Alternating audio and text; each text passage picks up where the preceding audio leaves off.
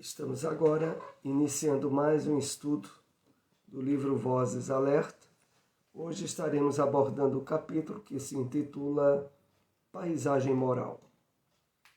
De hábito, vamos introduzir o estudo através do comentário de uma mensagem de Emmanuel. E lembrando que, posteriormente, a gravação desse programa estará disponível em nosso canal no YouTube.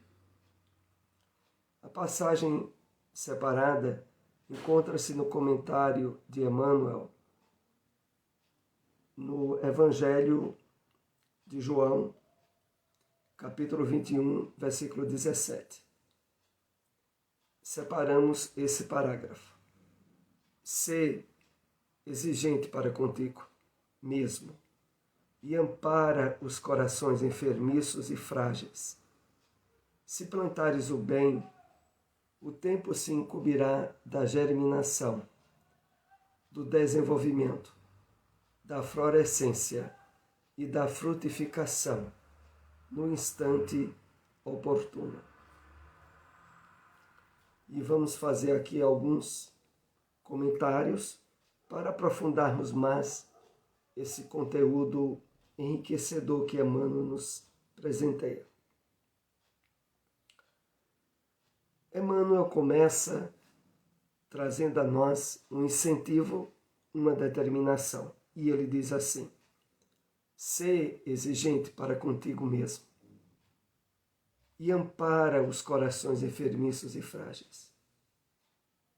É verdade que, estando todos nós no mundo de provas e expiações, há muitos corações enfermiços e frágeis. E para as possibilidades que a iluminação da vida nos concedeu através da doutrina espírita, amplo campo de possibilidades de compreensão e de entendimento às imperfeições e às necessidades de nosso próximo são facilmente percebidas por nós. Mas para que estabeleçamos a diretriz coerente, é preciso que a nossa atenção, em termos de exigências e de expectativas, estejam voltadas para nós mesmos e não para as possibilidades imperfeitas de nosso semelhante. Por isso, prossegue Emmanuel nos dizendo: se plantares o bem, o tempo se incumbirá da germinação, do desenvolvimento, da florescência e da frutificação no instante oportuno. Ou seja, Emmanuel nos chama a atenção para o principal que devemos fazer, a atitude e a ação que parte de nós para fazer o bem. E daí em diante, toda e qualquer expectativa que tenhamos do resultado da nossa ação tem que ser colocado nas mãos de Deus.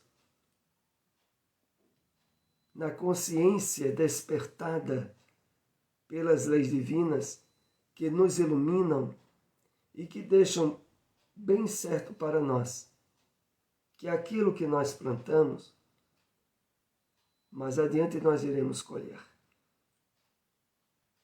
Aliás, essa frase já se encontra desde as cartas de Paulo, como nas cartas aos Romanos, que aquilo que o homem plantar, isso ele ceifará. Mas o tempo e as circunstâncias estão nas mãos de Deus. E com essa rápida introdução, nós iremos abordar o tema paisagem moral, que no capítulo do livro Vozes Alerta estabelece toda uma mensagem instrutiva, aonde podemos antecipar que para a revelação espírita, a moral, o conjunto de regras, de costumes, de hábitos que a criatura humana é chamada a estabelecer em si, encontram-se no Evangelho do Cristo, alicerçada na base maior, que é a lei do amor, da qual o Cristo disse: um novo mandamento vos dou, que vos ameis como eu vos amei. Então, se há uma variedade em relação à ciência da moral, aos costumes e à ética de cada povo e de determinada época, para nós, nesse estudo, isso não interessa. O que nos interessa é que o conjunto de regras, de hábitos, de lições de vivência estão estabelecidas no Evangelho do Cristo. E é para elas que devemos direcionar a nossa máxima atenção.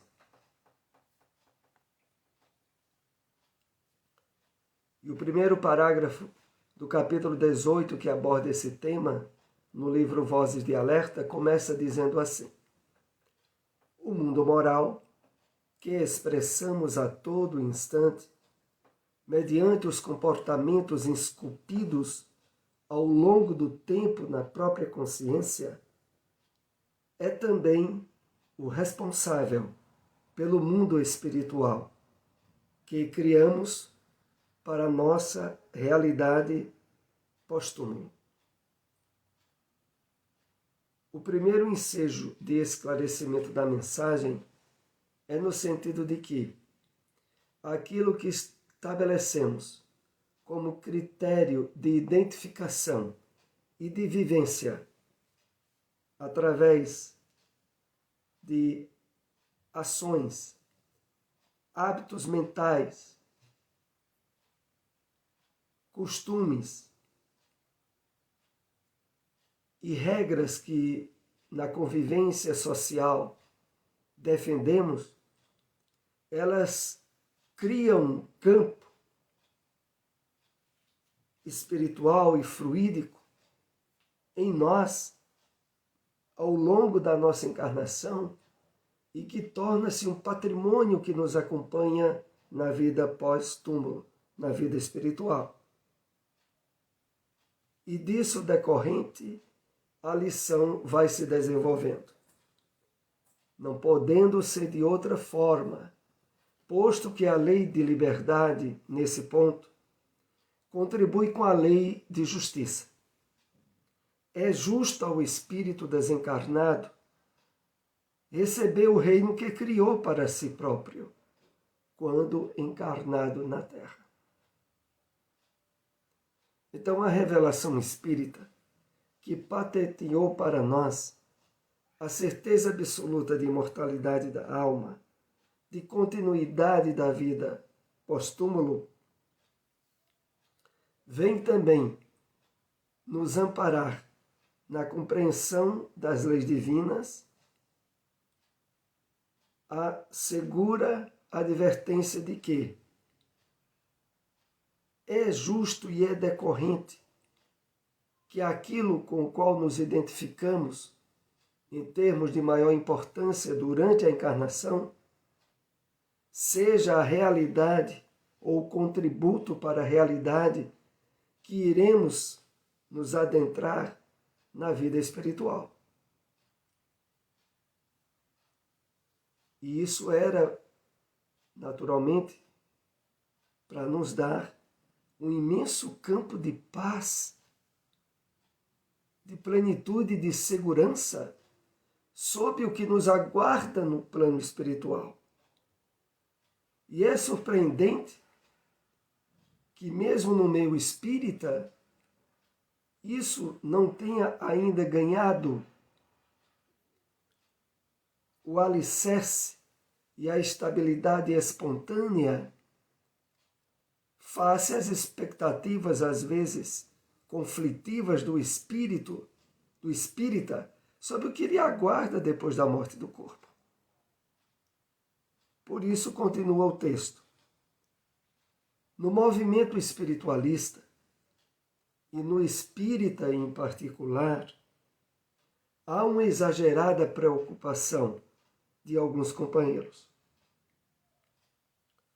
sobre onde se situarão seus corações quando atravessarem as portas da imortalidade profunda. O que a princípio era para nos ser surpreendente esse tipo de ocorrência.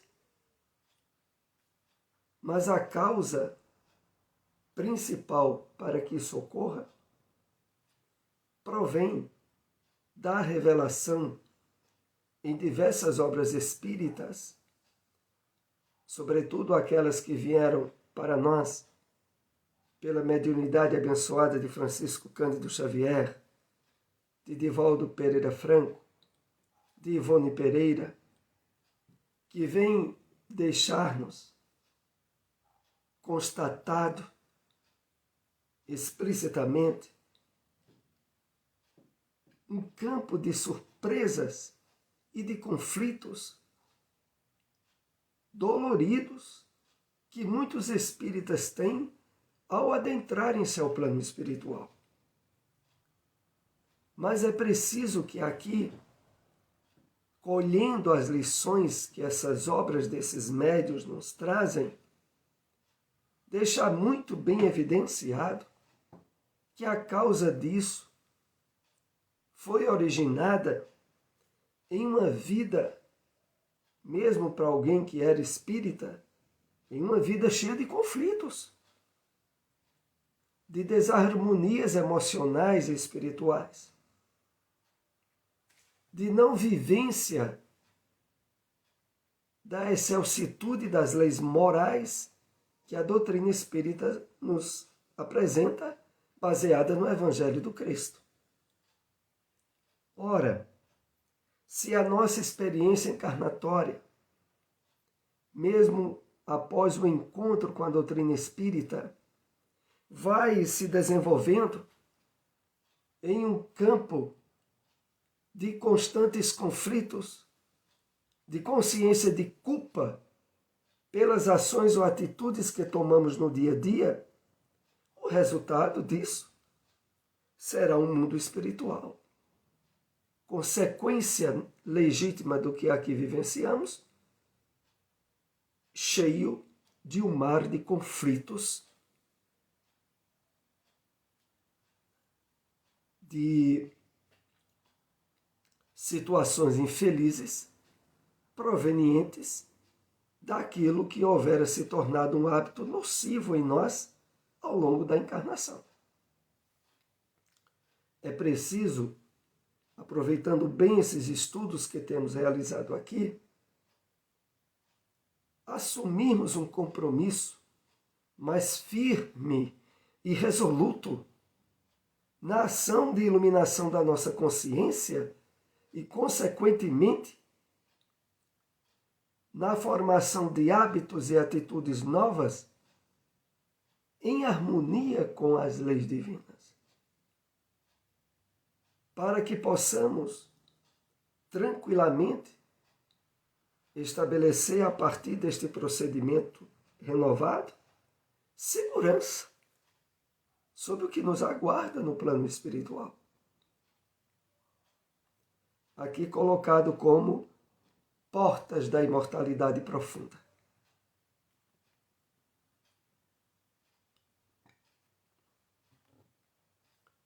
Canalizando as energias para o autoconhecimento, sem escapismos e ilusões, perceber-se-á um mundo moral íntimo, repleto de paisagens secas, lodosas, cercadas ao mesmo tempo por campos floridos, florestas preparadas para florescerem e frutificarem. Vamos analisar o conteúdo desse parágrafo mais nitidamente.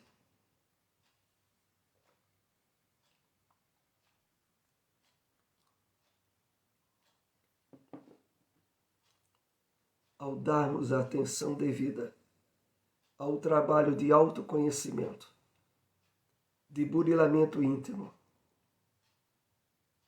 sem escapismos e ilusões, mas a partir de uma análise séria das ideias instintivas, intuitivas que temos acerca de nós mesmos, iremos encontrar normalmente em nosso íntimo emoções e atitudes, às vezes, conflitivas, resultado proveniente do nosso passado no materialismo, no nosso passado de distanciamento das leis divinas, e que agora, abençoados pelo conhecimento da doutrina espírita, somos chamados a resolver. Então, ao fazermos um exame, uma análise séria sobre nós mesmos, iremos perceber dentro de nós aspectos negativos e aspectos positivos. Aqui, em termos figurativos, os negativos, as paisagens secas e lodosas.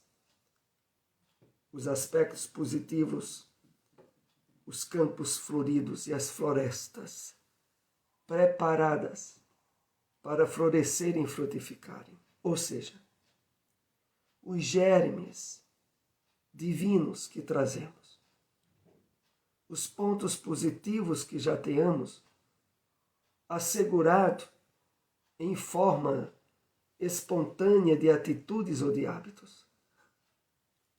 Então é preciso, principalmente, para lograrmos êxito nessa preparação adequada ao que nos aguarda na realidade da paisagem moral ou espiritual, esse trabalho conosco mesmos ao longo da nossa encarnação. Essa realidade íntima que o espírito imortal traz dentro de si mesmo, somado às outras realidades íntimas das criaturas, contribui com a beleza das colônias espirituais ou densifica os tristes aspectos do mundo espiritual de sombras. Vamos fazer aqui as análises necessárias. Então, através desse esforço de trabalho íntimo e renovador,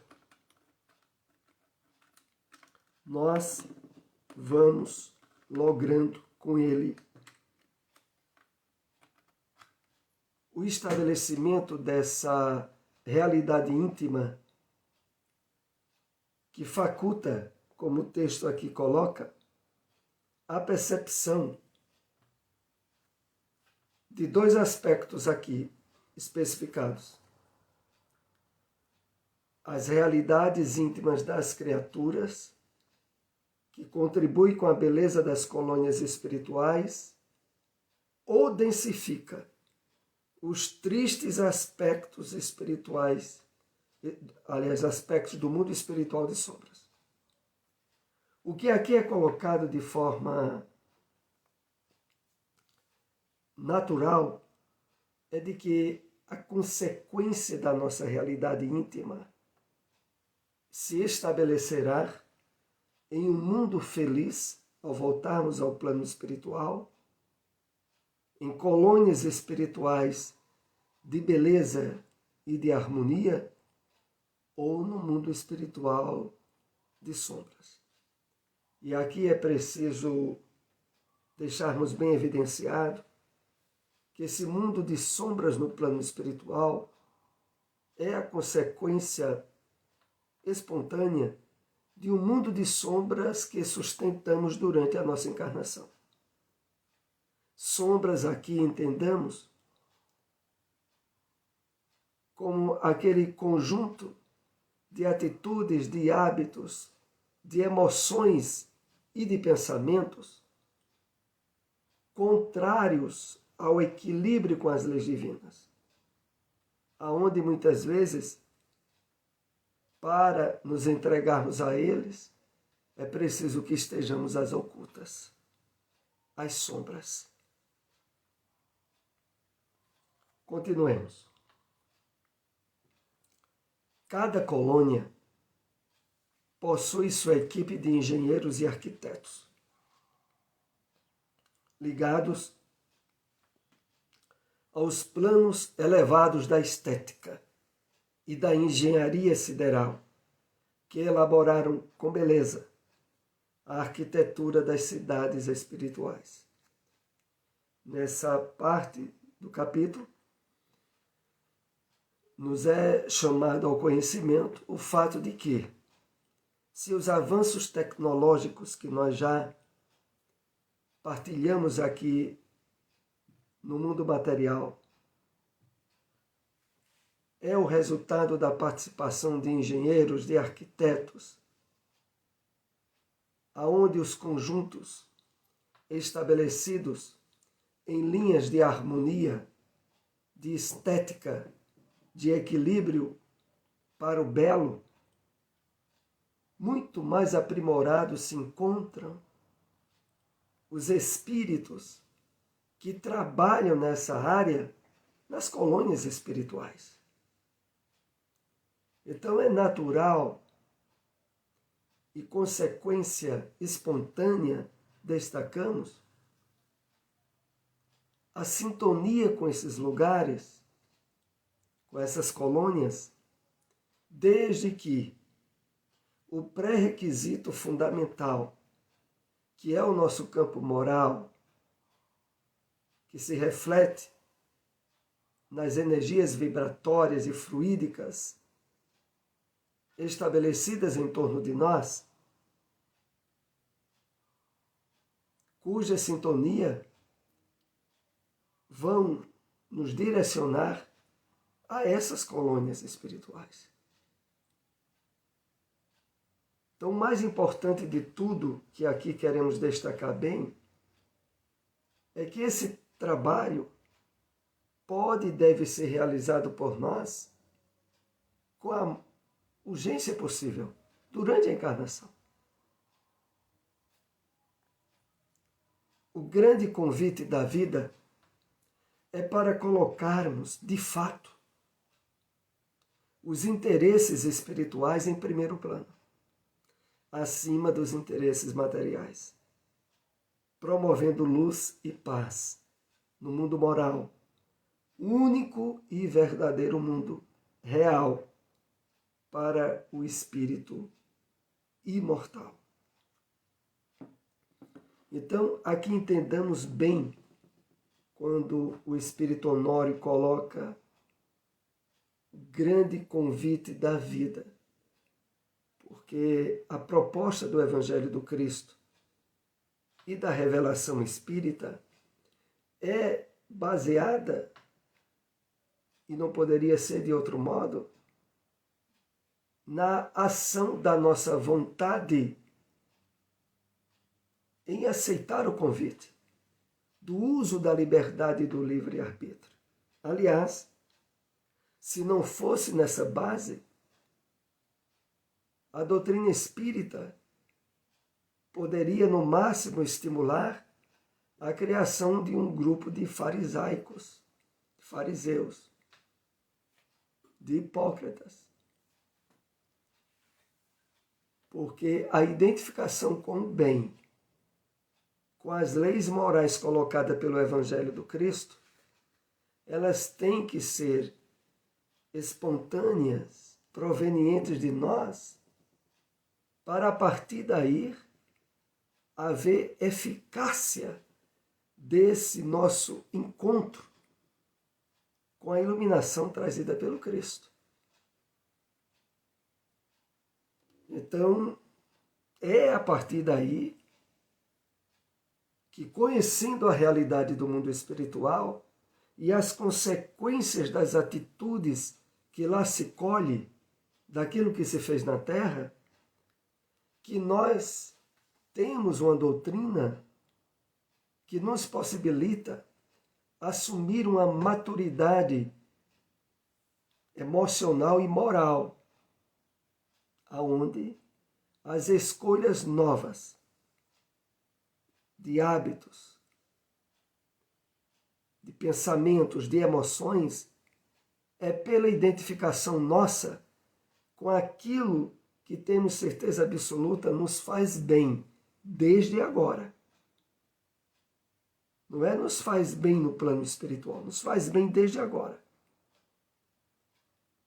E é preciso que através dos exercícios de conscientização, de meditação, de sensibilização e de vivência, nós já estejamos nos sentindo planificado desde a encarnação. Para a partir daí, ao retornar ao plano espiritual, naturalmente nos identificarmos com as colônias e lugares espirituais, aonde poderemos dar prosseguimento a essa linha de equilíbrio com as leis divinas que já estávamos fazendo agora. Meus amigos, é preciso trabalharmos em nós a certeza de que lugares espirituais de sofrimento, de dor, de dificuldades,